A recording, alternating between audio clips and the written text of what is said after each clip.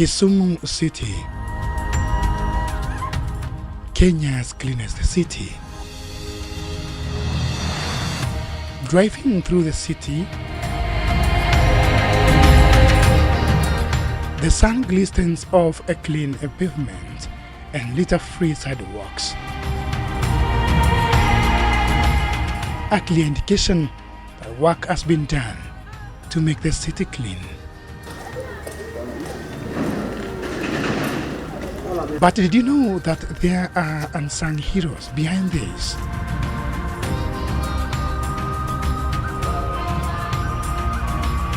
From one estate to the other, these young men who are part of the Kisumu Waste Pickers Welfare Association, an association with over 350 members, are busy collecting waste.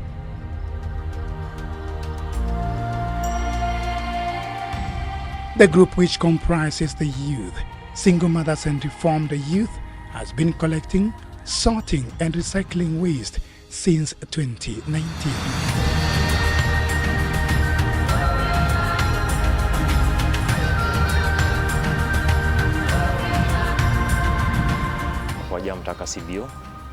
And I'm also a waste actor. So, kama kwa Mtaka CBO, mostly we deal with waste management. Hicho ndo kitu ambacho tunajulikana nayo mtaani. So, hii historia ya waste tulianza tukiwa watoto. Tulianza na kikundi, lakini vile tulikuwa tunakuwa, tulikuwa na ile haja ya kuanzisha kikundi chetu kulingana na yale madogo ambayo yalikuwa yanatokana kwa hicho kikundi. So tuliamua tukafungua youth group, then along the way tukarudi transit into CBO. So hiyo ilikuwa ni 2020. Registered a year later under the Societies Act, the association is behind the clean city. Initially tulikuwa tunabeba tu taka hivyo mzima, but tulikuwa na changamoto along the way, because ulikuwa unapata hizi waste tuko nazo, saa zingine tunakosa ile transportation, because mostly tulikuwa tunasaidiwa na hizo trucks kutoka kwa county government, but tunapata saa zingine hizo trucks zimepata breakdown, so hakuna venye tunaweza transport waste zetu to the main dump site hiyo ambayo iko Kasese. So tulikaa chini tukaona hata tuli stop collection for kitu kama 2 weeks, tukijaribu kustorm venye tunaweza revive na tuendelee na kazi yetu. So baadaye ndo tulikaa chini tukaona ile haja ya kuintroduce segregation at source. Then baada ya 2 weeks tukaamua sasa tunataka kusegregate. Tukajaribu kuongea na clients, tukapeana gunia. Tulikuwa tunapeana gunia mbili. So zingine gunia moja walikuwa wanaika dry waste, nyingine wanaika organic waste. Tukaona inafanya vizuri kabisa. So ilikuwa ni rahisi sana, cause ulikuwa unapata the moment tuli introduce segregation at source, ulikuwa unapata hata ile time, ile muda yenye tulikuwa tunatumia kufanya collection, tena tulikuwa tunatumia muda mdogo kabisa, unlike before.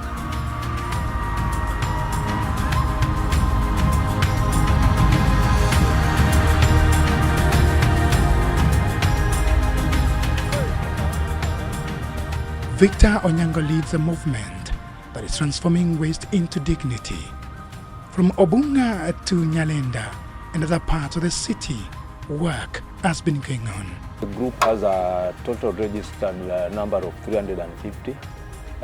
They form Kiwapwa, but again we are still recruiting more, because we just realized that there is still a good portion of waste pickers who are yet to join us. So the doors are very open. We welcome everybody who wants to join Kiwapwa as a waste picker.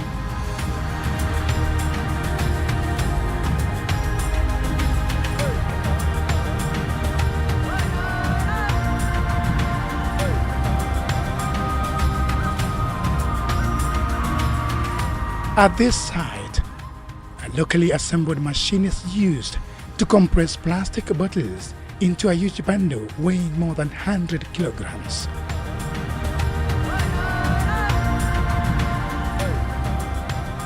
This is just a local MRF. This is where we now bring our recyclables. We do the sorting here. Then they are also compressed from this point. So we do so many recyclables. For example, we do the plastic bottles, as you can see there. We also have boxes, plus these other recyclables. So once we've done that, we sell them to now big aggregators, like for example, Mr. Green Africa. The scorching sun doesn't dim the morale of these young men to eke a living, but also promoting a clean environment for all, challenges notwithstanding. Health-wise, again, we stand a risk of maybe getting diseases like, for example, hepatitis B. There is also tetanus, there is also cholera, so things like that. Then even in terms of the PPEs, even if you look at our people who are working here, they are not fully equipped in terms of even the protective gears that they are using to work here.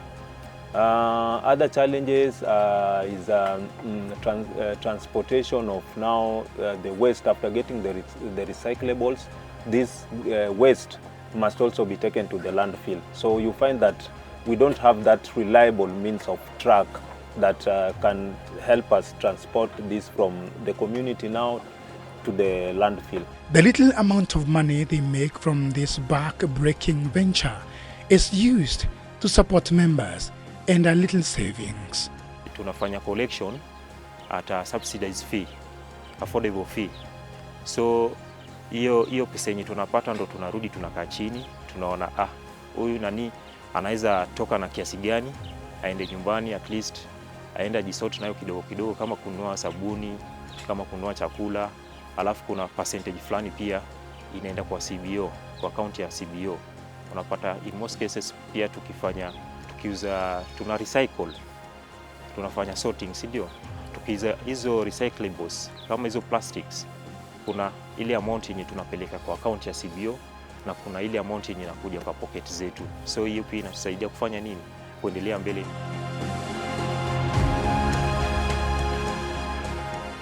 These are grassroots groups that are very, very small, that don't generate much, but again we saw the need of now coming together as waste pickers so that we could also use that as a platform to amplify our voices. Because remember that we do quite a lot. You see, you are told that Kisumu is the most cleanest city amongst all these other cities, but again the people who do the donkey work, that is the waste picker, but again it is not easy for you to hear when these waste pickers are being mentioned, even for the good work that they do. With the support and capacity building from Sharks Dwellers International under the Voices of Just Climate Action VCA, the group is making strides in environment conservation, management and a better living. The moment walitutembelea tumekuwa na certain improvements sisi kama kwa Jamtaka CBO. Kuna zile supports zenye tumepata kutoka kwa SDI, kama masomo, tumefunzwa vitu kama financial literacy, vitu kama hizo, tumefunzwa life skills tumepata kwa SDI. Then tuna pia grant tulipata kutoka kwa SDI ambayo ilitusaidia kununua shredder yenye yafaa tuanze kushred nayo plastics, add value ya plastic. In Kisumu we've been doing a lot of activities, a lot of different projects, some that are targeting specifically young people within the informal settlements in terms of decent incomes, decent livelihoods, issues around safety within the community, issues around climate change and climate actions. We've been working in 7 wards, which is Nyalenda A and B, Manyata B, Kondele, Railways Ward, then Central Kisumu Ward and Kaloleni Shaurimoyo Ward. So from all these wards, we started by just profiling the groups that are within these wards that are doing different climate actions, ranging from waste management, smart urban agriculture.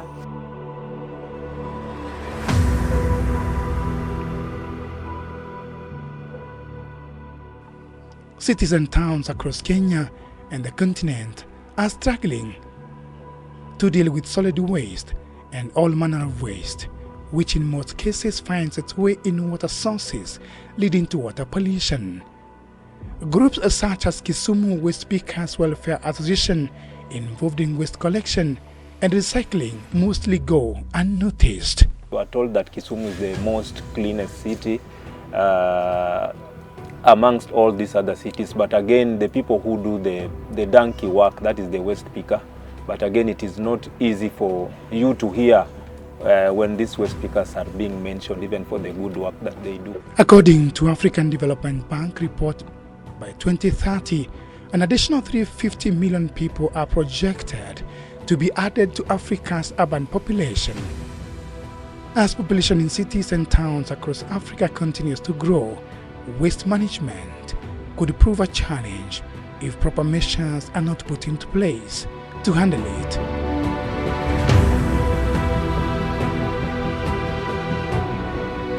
Dan Kaburu, Big 3 Africa, in Kisumu.